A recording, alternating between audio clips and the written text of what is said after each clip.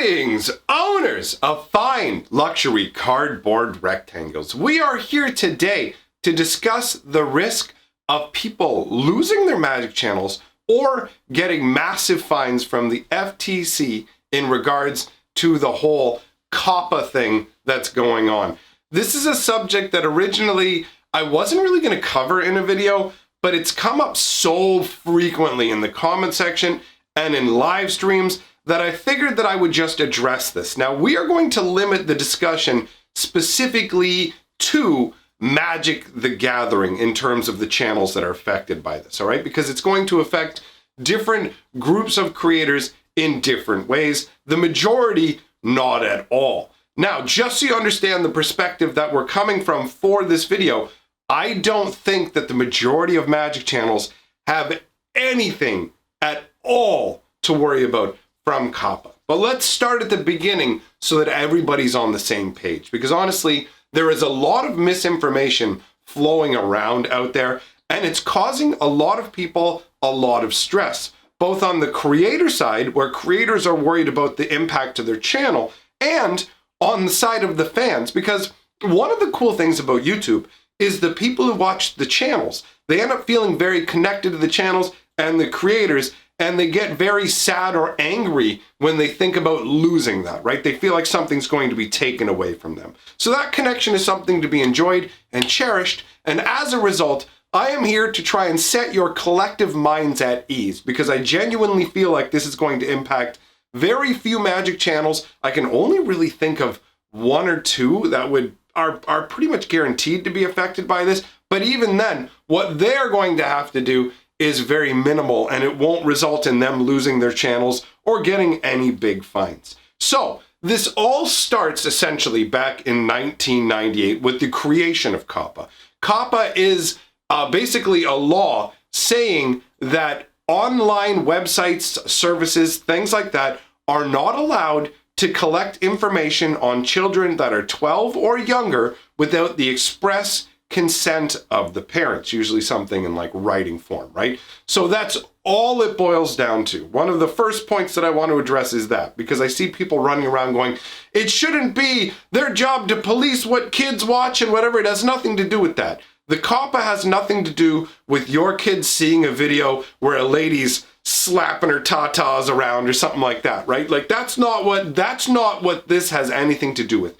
It purely has to do with information collecting. And that's where YouTube ran afoul of this law. Now, from my understanding, bear in mind, obviously, I'm no lawyer and I don't have exact specific insider information. But from my understanding, YouTube, when they originally set it up, decided we're only going to allow people who are 13 or older to create an account, specifically to avoid any Coppa complications. Because if everybody who's using your platform is 13 or above, then how could we have any issues collecting information on people who are 12 or younger? They simply don't exist on our platform. That's essentially, it seems like the angle YouTube was taking. Now, they ran afoul of that when the FTC went ahead and said, okay, look, I mean, you're saying this, but then look at these channels you have. First of all, you have YouTube Kids. So how can you say that you don't have like these kind of users going on? But secondly, there are a bunch of channels that literally say in the description, we make videos for kids 3 to 6. We make videos for kids 8 to 10. Like, they are specifically denoting the content they are creating is for children of the age that YouTube's not allowed to collect information on. Now, YouTube collects up this information specifically so that they can advertise more effectively. There's multiple styles of advertisements. You can have a blanket style advertisement where it's just, you say to kids companies, yes, you can advertise to children on our platform. And they just go, boom. We have no way of knowing what kids are interested in what toys. So we're just going to show random toy ads to the kids, and hopefully some of that'll stick. But YouTube currently, or at least not currently, but up until the point where this all like fell apart, what they did was they collected specific information about children. So you'd have little Billy Two Fingers, and little Billy Two Fingers goes on YouTube, and he likes to watch like content specifically about Transformers and Kaijudo. So now YouTube knows this, and they can turn to the company that makes Kaijudo, and they can go, hey, we can actually let you advertise directly to kids who are already interested in your product.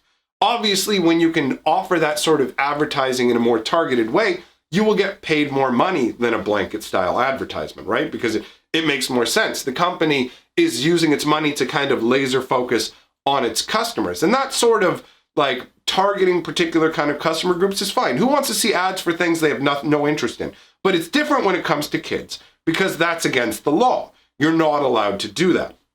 So the FTC went and pulled a bunch of examples. If you read the complaint, they did a 19-page complaint, which is essentially the legal document outlining their issues and why YouTube was getting sued. YouTube ended up having to pay $170 million for this occurrence, right? That's what happened.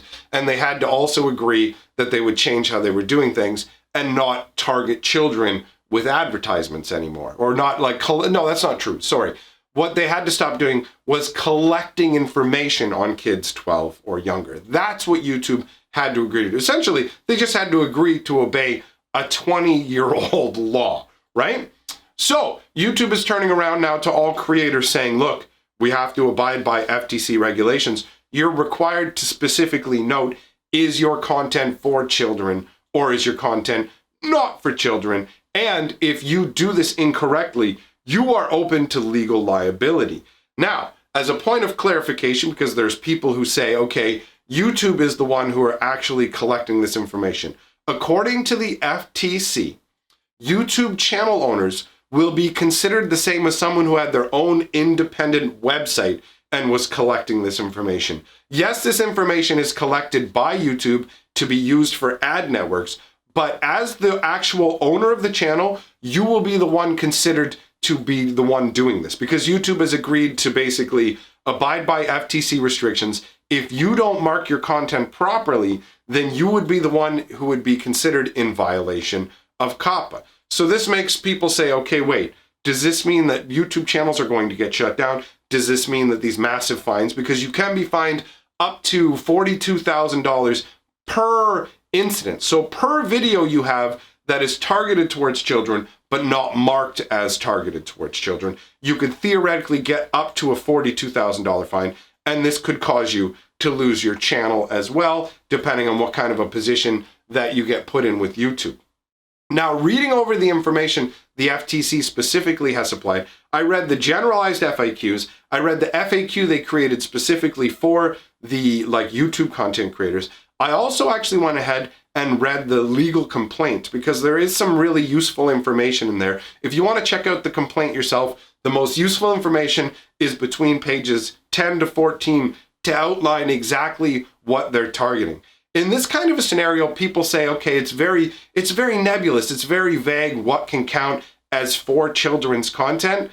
And from what I'm seeing, it's really not that vague. It actually seems very evident what it will be. You're looking at a scenario where the language you choose to use has to be directed towards children. Like, for example, what I'm doing right now, I haven't sworn in this video, right? I haven't done any swearing. Yes, I've done the ta-ta thing that I did, but overall, you could wave that away and go, that's pretty mild, right? You could theoretically say, well, any kid would watch this. Like, any kid could watch this. That's not it. It's not a matter of could a kid watch it. It's, is it targeted towards children? What kind of child, what kind of 6-year-old is going to want to watch an old man stand in front of a screen with a logo on it and just talk words? It's not going to happen, right? I'm not doing some kind of little nursery rhyme story. Hey, little Billy, let me tickle your tummy, it's real nummy. That kind of stuff. Like the kind of thing that as an adult, if you watch it, you'd be like, I can't even watch this. Like, this is clearly made for children. Think like Barney the dinosaur. Think like Teletubbies, that sort of level where it's blatant and obvious that it's designed specifically for children. Not that you could put it on for your children and not worry that they would hear something they shouldn't, but specifically targeted towards children. And again, remember, we're talking kids 12 and under. We're not talking about teenagers. We're not talking about any of that sort of thing. You have to specifically be targeting kids. Every single piece of evidence used in the FTC complaint were all, first of all, really big YouTube channels, right? Really big YouTube channels, which no Magic channel is. Even if you look at the biggest magic channel out there, it's only 500,000 subscribers. And compared to like the overall grand scheme of things, that's probably not even big enough to be noticed. But that's a side note. That's like, oh, let's hope we don't get noticed. We're doing something wrong. But this is a scenario where that's not even the case. Magic the Gathering is not something that appeals to small children.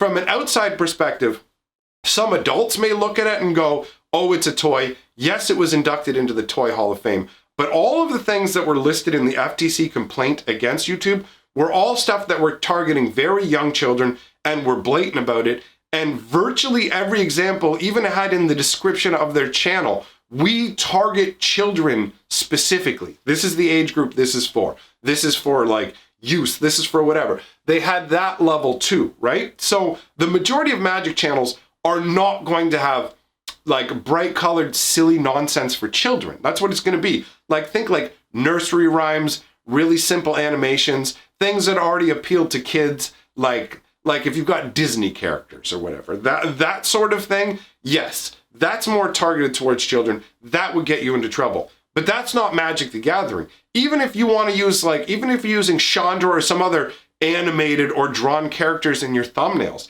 that's still not going to be enough to have you considered like to be targeting children specifically. The language you use in your videos. Are you dumbing things down to the point where kids can get it?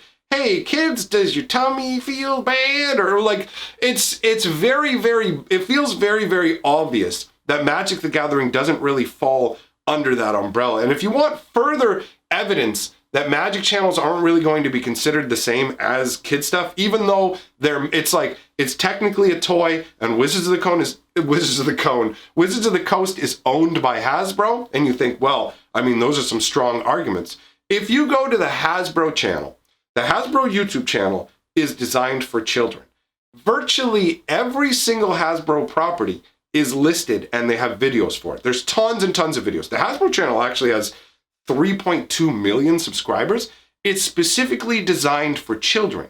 And they have like My Little Pony Friendship is Magic. They have Transformers stuff there. They have a bunch of different properties, right?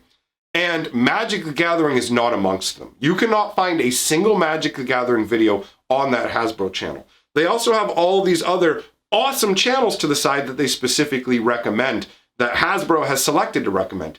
They don't mention Magic the Gathering over there. In fact, the only place you can find Magic the Gathering at all mentioned with Hasbro's Hasbro's YouTube channel is when you go to the description of the channel and it talks about how they own a bunch of amazing properties with shows and movies. But there is not a hint, not a trace of Magic the Gathering in any way in any video. They've got everything else, Nerf, My Little Pony, it's all there. And that's because Hasbro knows that Magic the Gathering isn't specifically for small children. Even though Magic has been made more generic in some ways, they've toned down the sexuality, they've toned down the violence to a degree, there is still a lot of violence inherent in Magic the Gathering. And some of the artwork would disturb small children. I mean, like, what is that one? There's like Macabre Waltz or whatever, where it's literally two people who look all horrifically mangled and they're soaked in blood. like there are cards where blood's being drawn out of people. Like, Magic the Gathering is decidedly not for kids 12 and under. So you're not going to fall into the category of channels that were getting nailed with the FTC complaints. It's just not going to happen. There's literally only one channel that comes to mind that I think of that could be like targeted towards kids. And that I think his name is Young Mage. Is it Rhino? It's something like that. There's a kid, he's like 12 or 13. I actually ran into him in somebody else's stream a while back. So maybe he's 13 now or whatever. But either way, he's a kid and he's making content himself, like his dad's helping him make it. So that kind of stuff is most likely oriented towards kids. But in that case, all they do is click a little button that says, yeah, my content's for kids.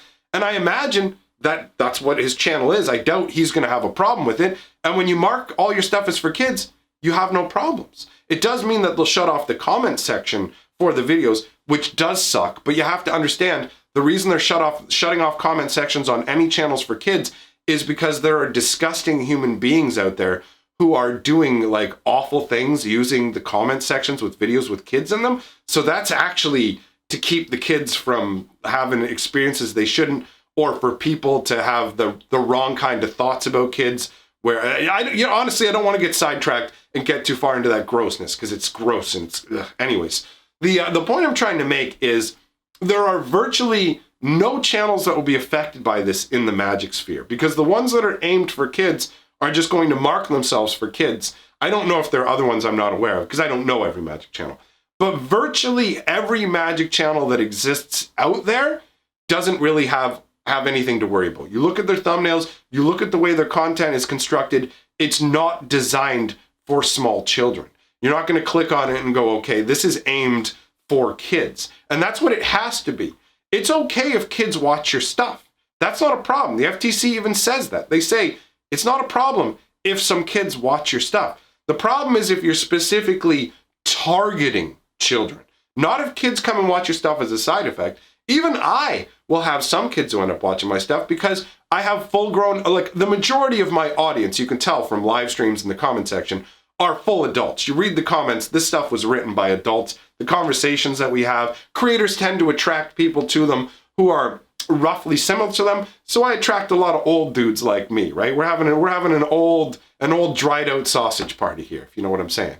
So I don't have to worry about my audience. The worst when it comes to kids is some of these old dudes are like, you know what? I show my kids your lore videos sometimes, that kind of stuff, where it's like, me and my son can watch your lore video and learn about some magic. But overall, even the lore videos, they're not targeted towards children. Not on this channel, at least.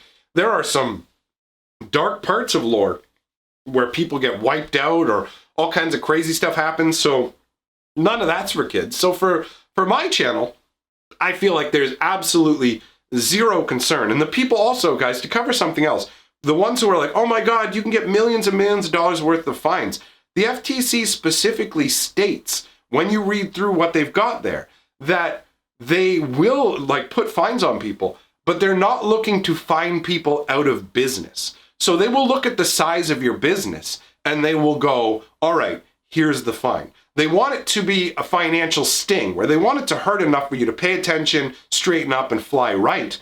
But at the same time, they're not looking to put you out of business. If you're a massively small channel owner and you're making barely any money, they're not going to come along and slam you with a massive fine. And it's also going to be based on, are you intentionally targeting children and then hiding that fact and lying about it? There's a number of factors they take into account for this. So overall, there is, in my opinion, zero threat to the Magic creator community in regards to Coppa. I do not see it having any real effect whatsoever. The only theoretical situation where it might be an issue is if YouTube institutes like an automated sort of bot or algorithm designed to determine preemptively what is kids content before the FTC can get involved, and it just starts to label your older videos or even your newer ones as kids content and removes your comment section and changes the style of ads they put on those videos. So that could theoretically impact your channel to a degree, but overall,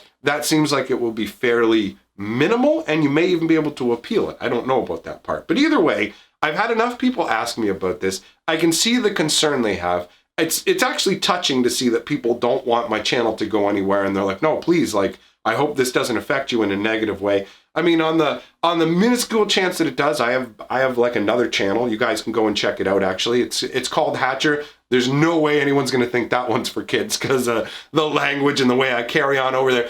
Absolutely no chance of that one getting into any kind of trouble for that. Speaking of that channel, I actually just released a brand new video there a few hours ago. We tried something called watermelon caramel corn, and it was a nightmare. It was just, it was nightmarish. So if you'd like to see me unhappily eat some disgusting food and also help my other channel grow, it's a funny time over there. We're having a fantastic time. People seem to be really enjoying it, and I'm glad to see the growth. Trying to get that channel monetized and grown outwards, so it does need a lot of watch time. I'd appreciate it if you would head on over there, check out the content, and if you enjoy it and it's for you, then subscribe and watch a bunch of the videos over there. It's a free way to help your favorite guy. And yes, I just decided I'm your favorite guy, and there's nothing you can do about it because it's on the internet, and we all know when something's on the internet, it's true. So, thanks for coming by. Don't let anybody freak out if they leave comments to the contrary in the comment section, because I fully imagine there will be people going, you don't know what you're talking about, or fear-mongering, or whatever. But at this point, I genuinely feel like we have a Chicken Little sky is falling scenario in specific regards to the Magic community. I can't speak about other groups of content creators, and if you are somebody who has a channel that's like deeply affected by this, you have, my heart goes out to you, because that's unfortunate. But in terms of Magic creators, we exist in a realm where we are outside of the little kid genre. So we don't really have to be worried. If your channel gets featured on YouTube Kids, or kids videos show up on the side, you're the kind of person who's going to have to worry about making sure that you're set to children only so you don't get in any kind of problem. So thanks for coming by. Feel free to share your thoughts or talk about bunnies or whatever down in the comment section. I'll link up a video to my Hatcher channel over here. Again, I encourage you to go on over and check it out. It's a fun, funny time, and I'd be happy to see you there. Thanks for coming and hanging out, everybody. Big shout out to all my patrons and channel members for supporting the hard work that I do here. Means a lot to me. And remember, all of you, together, we are the 6th color of magic.